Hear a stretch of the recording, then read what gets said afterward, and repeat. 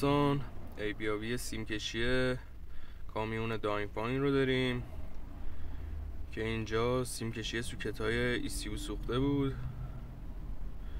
و به همین دلیل که سیمکشی سوکت‌ها سوخته بود تا پشت جعبه فیوز هم اومده بود.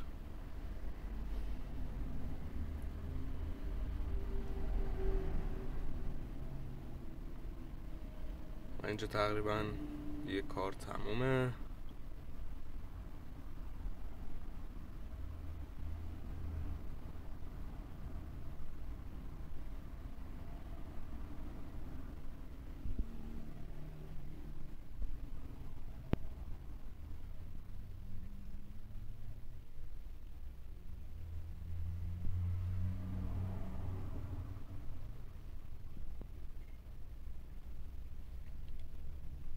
و اینجا هم پایان کار کامیون داینفاین توسط مهندس پیام کمالی.